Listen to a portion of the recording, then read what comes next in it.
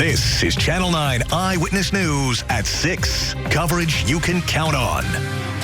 His kids now have to grow up without their dad's contagious laugh. Tears and hugs outside of a Seminole County courtroom for the family of a man who police say was shot and killed by his girlfriend, then tried to cover it up with lies. But first, major breaking news we are following right now at 6. Good evening. I'm Greg Wormuth along with Darlene Jones, and we are working right now to get more details about that standoff at an apartment complex. It's in Claremont. Investigators say they were called out to the scene because of reports of a disturbance between a man and a woman. And Darlene, this is a disturbing story. It truly is, Greg. Officers say they responded to the Cottonwood apartment complex near Oakley Sevier Drive where they found the woman had been shot. They say the suspect started opening fire on the officers responding there and then barricaded himself inside one of the apartments. We are working right now to get more details on what happened here, but so far they have not been able to communicate with the suspect, who again is barricaded inside of one of the apartment units there. We have a reporter headed to that scene, and as we get new information from the scene there in Claremont, we'll bring you updates as we get them. They do believe the victim has died from her injuries. They don't have information right now on anyone's identity there on the scene, but again, we're working to get more information about this breaking story there in Claremont, and we'll bring you more details as we get them. Yeah, should have that live report here shortly. All right, tonight, the woman you see behind us, Sarah Jamison, is now facing second-degree murder charges. Police say video from one of her neighbors poked holes in her story. Yeah, we were there when she saw a judge for the very first time today. Friends like who you see here were there, disturbed by this case outside of that Seminole County courtroom. After that hearing, we spoke with those friends and the victims' families about their emotions and what they're dealing with in all of this. This all happened in Sanford last Friday. Channel 9's Daryl Matthews read through the entire police report, and he shows us those inconsistencies investigators say they found in her story. All right, that was Daryl Matthews reporting. Jamison is in the Seminole County Jail tonight, being held without bond. Of course, we continue to follow that breaking news right now in Orange County at 6, where a teacher has been arrested on federal charges accused of having sexual conversations online with 2 children. The Orange County School District confirmed for us this evening that Italio Brad Bonino worked at Hunters Creek Middle School to receive the federal complaint about an hour ago detailing the allegations against him. According to that federal complaint, investigators say he was having sexual conversations over video chat with 2 young boys in Maryland. FBI agents arrested him yesterday at his home, where they say he admitted to the disturbing allegations. The district says they have notified families at Hunters Creek Middle School, and he is now on administrative leave. We are continuing to dig into that story and read through that report. And Greg, as we learn more, we'll bring you those updates here on WFTV and on WFTV.com. All right. And a year after a man took his own life, his widow is still waiting on his benefits. It is new information to a story 9 Investigates has been following for months now. We told you about Sarah Grimes last August. That's when she had just lost her husband to suicide. We updated her case in November when she was still struggling to get the benefits because the Social Security was backlogged. An agency there and spokespeople said that it still has a backlog right now, impacting this person and so many others that count on it. 9 Investigates, along with our CMG stations across the country, have been investigating the SSA and its failures, from overpayment demands to wait times to denials. And now tonight, 9 Investigates, Shannon Butler has new information about a woman who says she's about to be homeless because she's been waiting so long she can't pay her rent. All right, Shannon, thank you. Now we're getting our first images of our breaking story. And again, this is the Cottonwood Apartments near Oakley Sevier Drive. This is in Claremont in Lake County. And this is a drone camera. As we move about the scene, you can see the emergency responders have the place surrounded. They say that a suspect opened fire and the officers also were shot at before they had to barricade themselves, or he barricaded himself inside one of the apartments. They have now taken cover on the exterior. We don't want to zoom in too far to possibly alert the person that is inside as to what's happening outside. What we have been told so far, Police have not been able to actually communicate with the suspect. They do not think the woman who has been shot has survived that shooting. Again, they don't have information to release at this point as to the person they're trying to gain communication with, the identity of the woman. And again, we have crew reporting for us from the ground and also from the air with this drone picture. It does show you what looks like a very nice apartment complex that's had something very bad happen this afternoon, Darlene. And Greg, I want to give our viewers here an idea of where this is, because if you're familiar with this part of Lake County, it's not far from Lake Sumter College. It's right there at the intersection of 50 and Citrus Tower Boulevard, an area with a lot of new construction. Again, you can see it there as we zoom in, not zoom in, but kind of pan out there. That road you see there with all the traffic, that is 50 there. And then you have Citrus Tower Boulevard. Super important for our again, we have trained drone pilots. In this instance, Tom Zalowski is operating this, and we do not want to give the person inside who may be watching Channel 9 right now any idea of the scene in terms of how they've got the place surrounded. But lots of concern for people in Claremont and at that particular apartment complex where it appears it may be a domestic situation. We have not confirmed that, but a woman has been shot. Authorities there do not think that she has survived that shooting. When they confronted the person that allegedly did the shooting, that person then opened fire. We do not know if any police were struck. We do not have reports of that. But again, you can see the entrance has been blocked off and the place is surrounded. We'll continue to check on this, but we also are very mindful to keep our distance. All right, only in Florida would a winter evening feel like this. And certified chief meteorologist Tom Terry in Severe Weather Center 9. And Tom, will we have to watch for more fog, or will tomorrow be a lot better than it was this morning? I think it's already starting out better, Greg. This time last night we were socked in with fog south of Daytona. Beautiful shot here, and we were commenting in the break how slack the winds are. There's not much breeze at all, so we're not getting the fog getting pushed inland very well.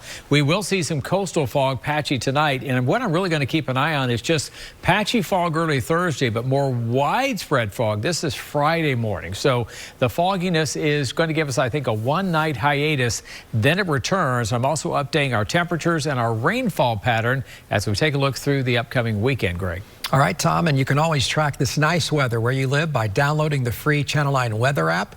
It's available in the Apple App Store and on Google Play. We seriously have the best weather anywhere right now, so enjoy. New at 6, a Seminole County judge will not be hearing cases for a while. He was suspended today by the Florida Supreme Court, and the justices did not mince words. Your conduct was egregious. During your disciplinary hearing before the judicial qualifications. Wayne Culver, the judge, was scolded today in Tallahassee by the state's Chief Justice. We first told you about him in 2022 when he was reprimanded in 2 cases for misconduct. Judge Culver got in trouble for using profanity and for how he treated people in his courtroom. He even unlawfully sentenced a man to 1.5 years in jail for contempt. Take a listen at some of the behavior that got him in trouble today. Sir, I'm doing something. Can you shut up and sit down? You want to be held in contempt and go to jail? I asked you a question. Your behavior was unacceptable and grossly inconsistent with our court's expectations for the judges of our state. The Florida Supreme Court decided to suspend Culver for 60 days. The judge did admit he acted improperly and agreed to get professional help with an anger management issue.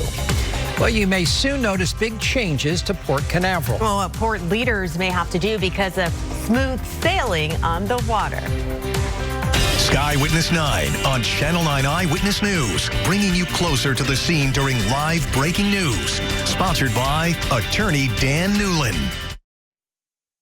Weather updates from Severe Weather Center 9 are sponsored by Toyota of Orlando and Toyota of Claremont. COVID relief payments were meant to help those struggling to survive, but others sought to profit off the pandemic.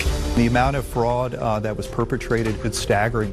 9 investigates. Darlene Jones exposes COVID fraud in Central Florida, how billions of your tax dollars were stolen to fund lavish lifestyles and even violent crime. There were businesses and people who desperately needed this money. The efforts being made to catch these criminals. It's really about holding people accountable. Live Thursday at 5 p.m. on Channel 9 Eyewitness News. More changes could be coming to Florida's elections, even as lawmakers call our state the gold standard for security and efficiency. Yeah, and Nick Pampantonis is live in Lake County, which is serving as a ground zero for one of those changes. Nick? Yeah, so there is a concern that popped up last month with the special election that occurred, and that's because the number of mail-in ballots was dramatically lower than it was back in November. That came up today. Another topic that came up during a discussion up in Tallahassee was the petition process that people use to get things like major issues like abortion on the ballot. Take a listen.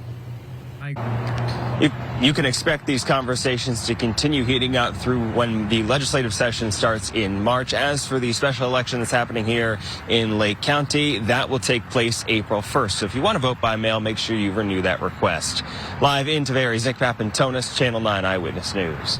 All right, Nick, thank you. In Brevard County now, Port Canaveral may be sailing into a record quarter of cruise revenue. Right now, port officials are now looking at ways to keep up with the demand. Last week, port commissioners approved design work for Cruise Terminal 5. There was also a conversation about Cruise Terminal 2, which currently has a tenant. Until some upgrades are made there, the port and cruise lines are being creative with scheduling to accommodate the passengers. You know, the cruise lines historically want to sail on Friday, Saturday, Sunday, maybe Monday, but now we're looking at different days of the week. And, you know, we forecast well into the future.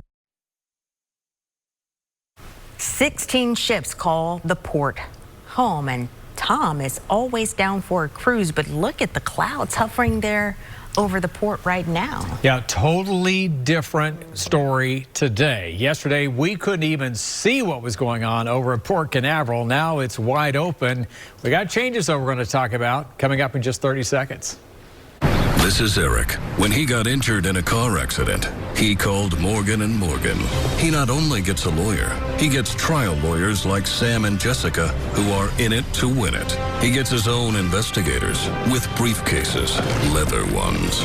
And if you ever have questions, our customer service folks keep things rolling. Injured? We're your army. Morgan & Morgan, America's largest injury law firm. Yeah, just kind of talk about the fog that we were just watching come rolling in for the SpaceX launch yesterday. Right now, we are clear at the coast and clear inland with downtown Orlando, some high clouds and 79 degrees. And overall, the early spring weather not going anywhere. Today, we were 10 degrees above average, hitting 84 degrees. Day number 4 in a row in the 80s. Many more days to come. Through next week, at least, unseasonably warm weather, feeling more like mid to even late April, where we get closer to 84, 85. I think we're going to be closer to 85 for the upcoming weekend. And this is the overall pattern that'll take us through at least the end of next week. With fewer cold fronts, warmer, drier overall, we will see a few fronts get closer, perhaps as early as about Thursday of next week, and maybe next weekend. We've got all the speed weeks going on in Daytona, so we're going to try to keep it as nice as long as possible.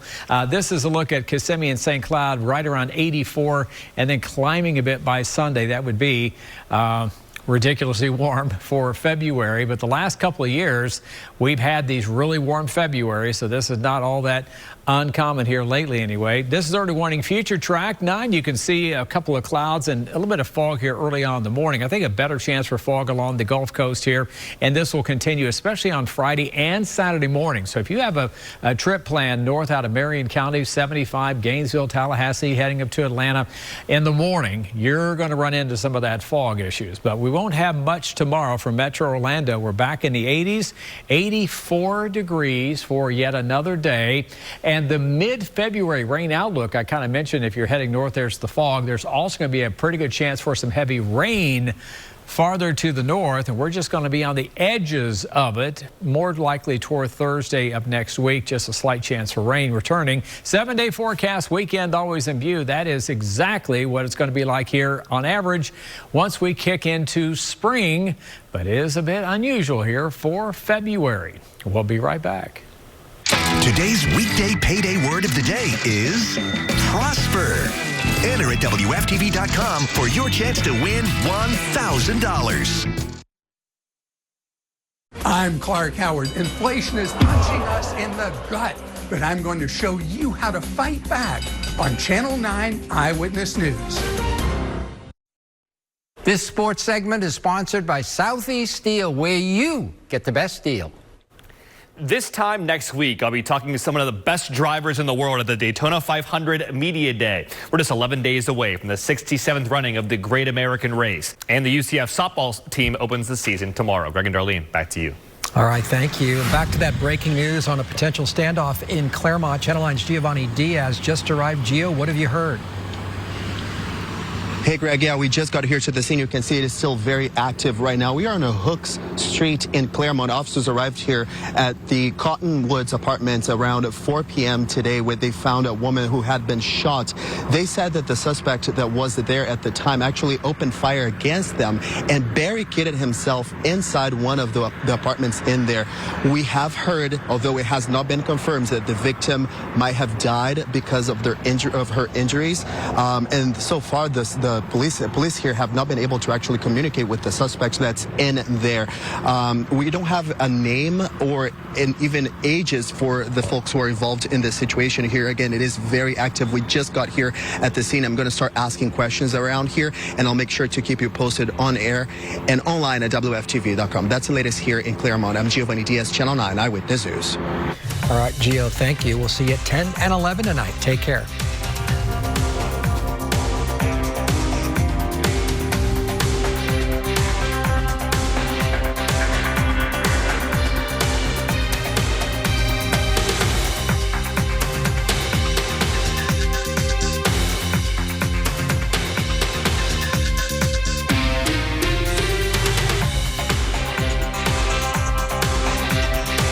Time and Temperature is sponsored by Morgan & Morgan.